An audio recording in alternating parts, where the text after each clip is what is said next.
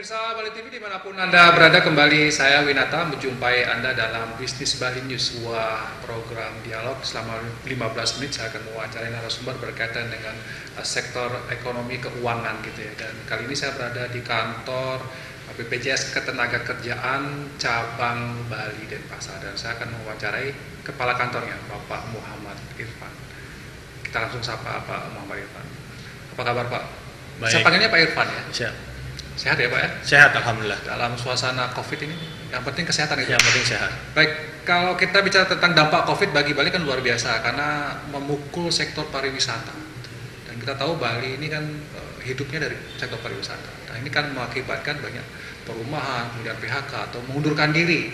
Nah, salah satu layanan BPJS Ketenagakerjaan adalah jaminan hari tua. Betul. Nah, apakah terjadi peningkatan yang cukup tajam Pak ketika masa COVID ini terhadap pencairan JHT?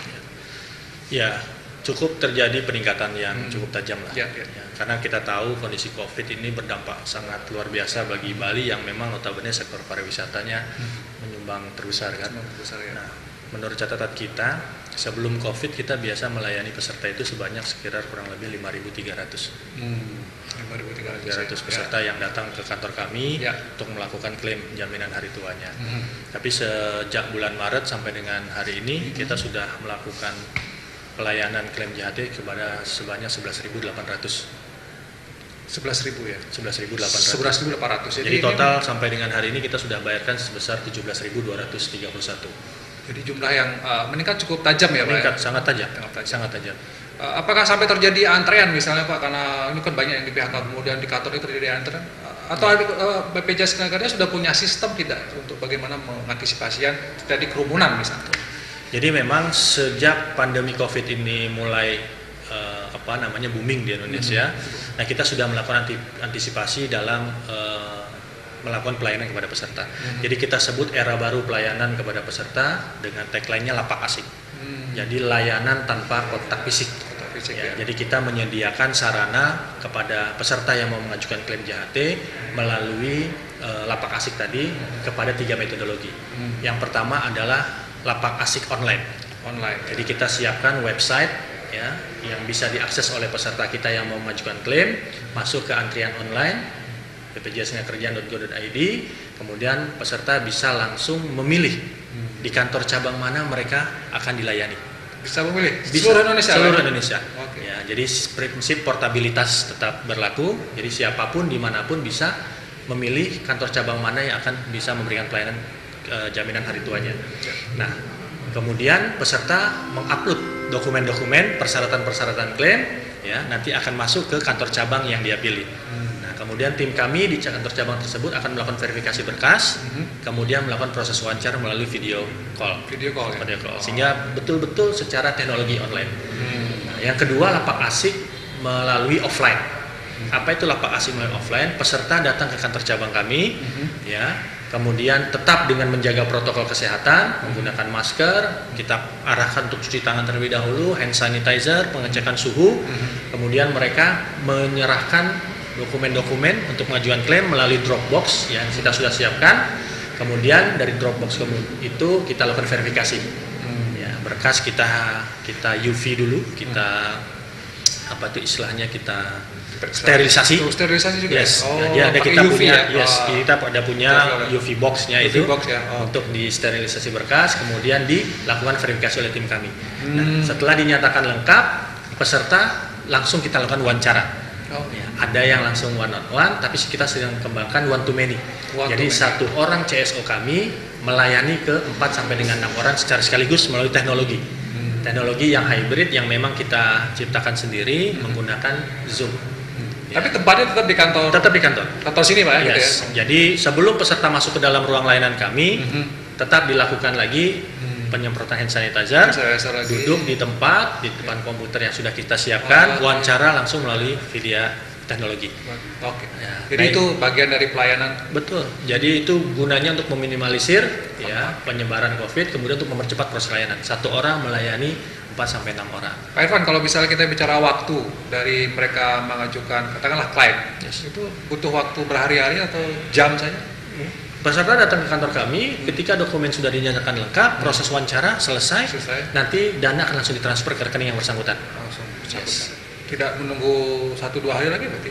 Nah, mereka tinggal menunggu proses transfer saja. Transfer saja. Ya. Dan biasanya langsung kalau sudah oke langsung ditransfer dananya atau Ya, setelah oke, wawancara fix kita nyatakan adalah memang betul yang bersangkutan, kami proses di by system penetapan, ya kemudian paling lambat 2-3 hari kemudian dana 2-3 bisa hari kita transfer. sudah Betul. dana sudah ditransfer gitu. Betul. Baik Pak Irfan, kalau kita kembali daripada Bali ya, karena yang PHK cukup tinggi gitu, Betul. terjadi ada peningkatan yang cukup tajam. Nah, kira-kira berapa dana yang sudah dicairkan dan apakah BPJS masih punya dana tidak? Karena masyarakat ada yang takut jangan BPJS tenaga kerja juga nggak punya dana, di hati saya nggak bisa dicairkan. Banyak ketakutan seperti itu masyarakat. Nggak usah khawatir, ketahanan dana kami sangat kuat, ya. Kami sampai dengan 24 Juni aja sudah bayarkan sekitar 216 miliar. Itu Indonesia atau Khusus di kami, di khusus cabang kami. sini Ya, aja di ya? kantor cabang Bali Denpasar kita sudah bayarkan kepada kurang lebih 17.200 orang peserta yang mengajukan klaim sebanyak 216 miliar. 216 miliar. Ya, jadi nggak usah khawatir karena memang ketahanan dana jaminan hari tua kita sangat kuat ya, dan sangat liquid, Sangat liquid. gitu. Dan Jadi- pelayanan-pelayanan yang lain selain JHT juga sudah dananya tersedia gitu Oh, ya? Pak? sama. Kita punya 4 program: jaminan kecelakaan kerja, jaminan kematian, jaminan hari tua, dan jaminan pensiun.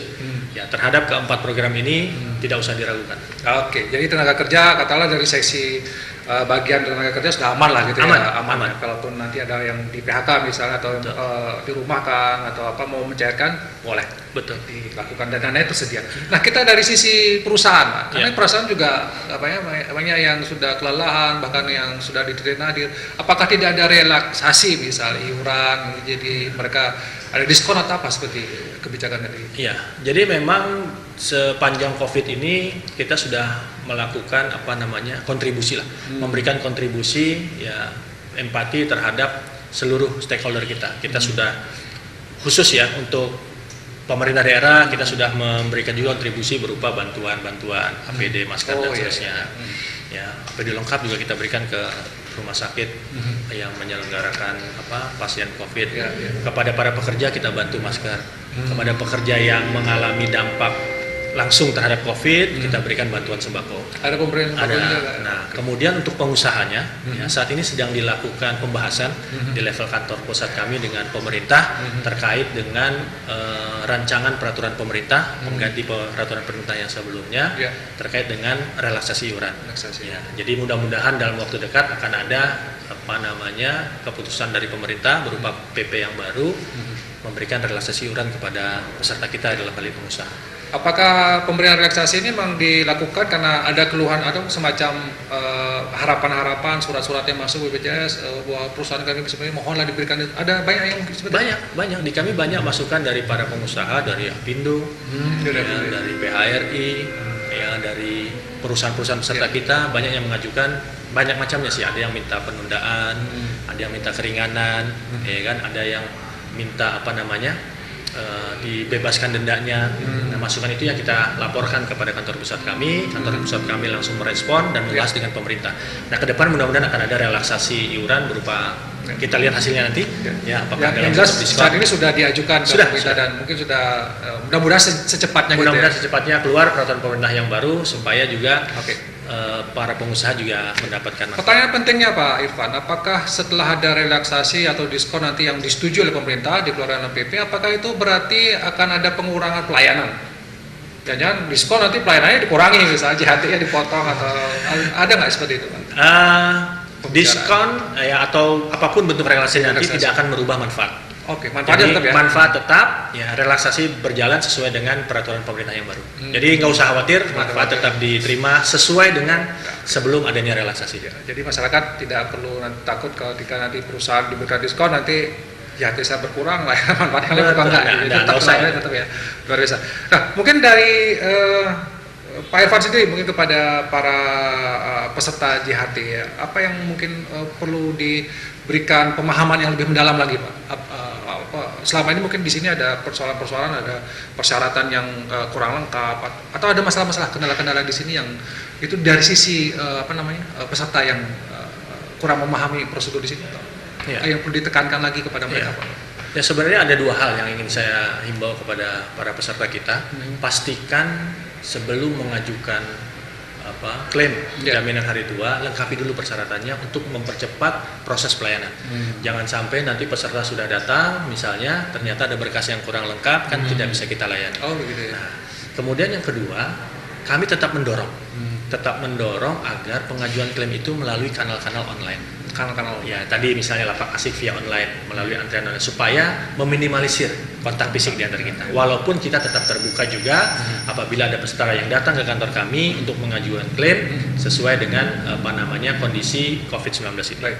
Nah, sekarang ini banyak peserta kita yang katakanlah tadi di PHK, ya kan, dirumahkan atau mengundurkan diri. Nah, satu-satunya mungkin harapan ada di BP Jam Sostek karena mereka punya tabungan di situ. Nah, kami siap melayani para peserta yang datang, tentu dengan era baru pelayanan kita, ya, dengan pelayanan tanpa kontak fisik. Bahkan kita dorong Pak Winanto, bagi peserta kita yang sudah tidak bekerja lagi, mengambil klaim, ternyata dia punya usaha.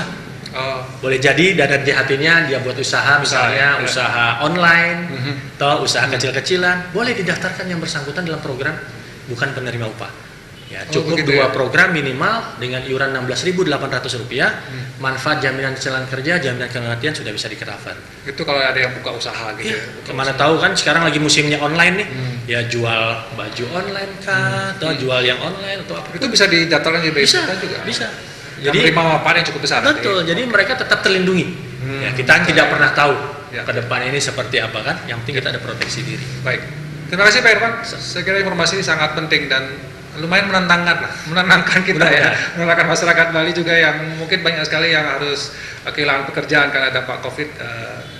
Dana untuk JHT yang sudah dibayarkan oleh perusahaan, tabungannya siap dicairkan berapapun jumlahnya.